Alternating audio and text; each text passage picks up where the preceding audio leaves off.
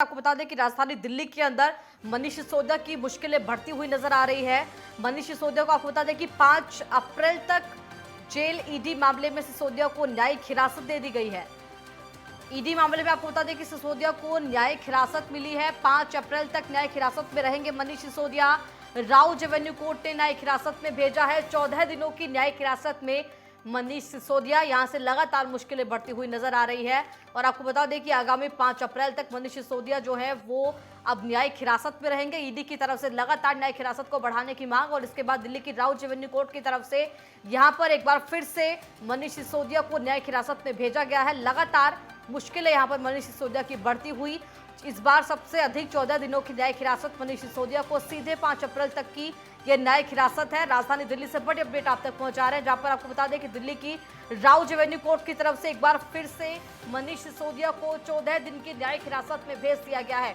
ED की तरफ से पूछताछ लगातार जारी है। लगातार न्यायिक हिरासत को बढ़ाने की मांग ईडी की तरफ से की जा रही थी और एक बार फिर से दिल्ली की राउज एवेन्यू कोर्ट की तरफ से 14 दिनों की न्यायिक हिरासत सीधे मनीष सिसोदिया को। लगातार शराब नीति घोटाले के मामले में ईडी की तरफ से पूछताछ और इस पूरे मामले की यहां पर तफ्तीश जारी है।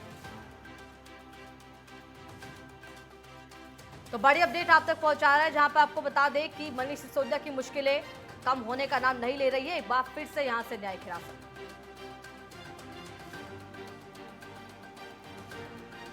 इसी खबर पर ज्यादा जानकारी के साथ संवाददाता यूनुस खान मेरे साथ जुड़ गए हैं। यूनुस, फिलहाल किस तरह से आज दिल्ली की राउज एवेन्यू कोर्ट ने एक बार फिर से 14 दिन की न्यायिक हिरासत में मनीष सिसोदिया को भेजा है। यहां से मुश्किलें लगातार बढ़ती हुई नजर आ रही है मनीष सिसोदिया की। दिल्ली के जो डिप्टी सीएम मनीष सिसोदिया को जमानत याचिका पर सुनवाई होनी थी, उसी को लेकर आज सीबीआई ने फिर उनको 14 दिन की रिमांड मांग लिया है। तो वही आज उन्हें 5 अप्रैल तक की न्यायिक हिरासत में भेजा जाएगा। तो सीबीआई की तरफ से साफ कहा गया कि अगर मनीष सिसोदिया को जमानत दे दी जाती है तो कहीं ना कहीं उनकी जांच प्रभावित होगी। उसी को लेकर अभी सीबीआई का ईडी की तरफ से हिरासत में लिए गए, उन्होंने साफ कहा गया है कि अगर मनीष सिसोदिया को किसी भी तरह से बेल मिल जाती है और बाहर चले जाएंगे तो उनकी जांच जो है वो प्रभावित होगी। बिल्कुल, तो यहां से लगातार मनीष सिसोदिया के वकील की तरफ से जमानत को लेकर अर्जी दी जा रही है, लेकिन ईडी की तरफ से लगातार न्यायिक हिरासत को बढ़ाने की मांग की जा रही है। क्या इसके पीछे कारण है? क्या ईडी को अभी तक सवालों के जवाब मनीष सिसोदिया से नहीं मिले हैं, जो कि शराब नीति घोटाले को लेकर लगातार मनीष सिसोदिया से पूछे जा रहे हैं? जैसे मैं आपको बताना चाहूंगा, ईडी की तरफ से साफ तौर पे कहा गया, जो आरोप पत्र है वो 60 दिन में दाखिल करने के लिए कहा गया है। जी, तरफ से कयास लगाए जा रहे थे कि आज दिल्ली के डिप्टी सीएम जो मनीष सिसोदिया, उन्हें जमानत मिल जाएगी। तो वहीं ईडी ने आज उन्हें 14 दिन की न्यायिक हिरासत में भेज दिया और उन्हें 5 अप्रैल तक न्याय हिरासत में रहने के लिए कहा गया है।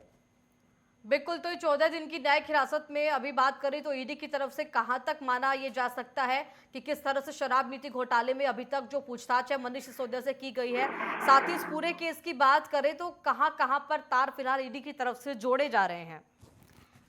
जैसा मैं आपको बताना चाहूंगा, आबकारी नीति में जिस तरह से जो मनीष सिसोदिया को मैन बनाया गया, वही उसके जो दूसरे उनके जो आरोपी में बनाए, उनके जो पीए भी थे देवेंद्र कुमार, उनको भी जांच में बुलाया गया था।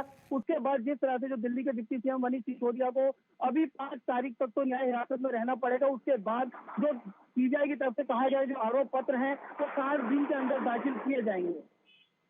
बिल्कुल, तो कहीं ना कहीं फिलहाल जिस तरीके से मनीष सिसोदिया को लेकर लगातार ये स्थिति बनी हुई है, न्यायिक हिरासत यदि बढ़ती रहेगी तो किस तरीके से फिलहाल मनीष सिसोदिया को लेकर सत्येंद्र जैन की जो स्थिति थी वही यहाँ पर मनीष सिसोदिया को लेकर भी बनती हुई नजर आ रही है। देखिए, जिस तरह से अभी सीबीआई और ईडी की तरफ से बार बार न्याय हिरासत मांगी जा रही है, तो कहीं ना कहीं ऐसे तो लगता नजर आ रहा है कि जिस तरह से जो दिल्ली के सत्येंद्र जैन है अभी तक न्याय हिरासत में है, तो वहीं अभी मनीष सिसोदिया के लिए भी साफ यही कयास लगाए जा सकते हैं। और ईडी ने भी साफ कहा है कि जिस तरह से अभी 60 दिन के अंदर वो आरोप पत्र दाखिल करेंगे, तो कहीं ना कहीं अभी मनीष सिसोदिया की मुश्किलें बढ़ती हुई नजर आ रही है। बिल्कुल, और जिस तरीके से हम बात करें तो फिलहाल कहीं ना कहीं ईडी की तरफ से आर्थिक तौर पर यहाँ पर जांच की जा रही है, आर्थिक मामलों की, पैसों के ट्रांजैक्शन की। इसीलिए ईडी के अधिकारियों का यहाँ पर दावा, इससे पहले दलीलें रखी गई थी कोर्ट में कि कहीं ना कहीं आर्थिक मामलों की जांच के लिए एक लंबा समय अंतराल उनको चाहिए, क्योंकि पैसों के लेन देन का, ट्रांजैक्शन का जो पूरा मामला है वो शराब नीति घोटाले को लेकर ईडी की तरफ से यहाँ पर सुलझाया जा रहा है। जैसे मैं बताना चाहूंगा, जांच एजेंसियों ने साफ तौर पे कहा है कि अभी जिस तरह की जो जांच चल रही है उसमें काफी लंबा समय लगेगा। और इधर जिस तरह से मनीष सिसोदिया की तरफ से बार बार बेल लगाई जा रही है, उस पर ईडी ने साफ तौर पे कहा है कि अभी जांच एजेंसी को लंबा समय चाहिए इसकी जांच करने के लिए। तो कहीं ना कहीं जिस तरह से आरोप पत्र दाखिल करने के लिए 60 दिन का समय मांगा गया है, तो कहीं ना कहीं मनीष सिसोदिया की जो मुश्किलें हैं वो भी बरकरार रहेंगी। चलिए देखना होगा किस तरीके से 14 दिन बाद जब न्यायिक हिरासत खत्म होती है मनीष सिसोदिया की, आगे क्या कुछ रहता है इस पूरे मामले को लेकर। फिलहाल तमाम जानकारी के लिए आपका बहुत धन्यवाद।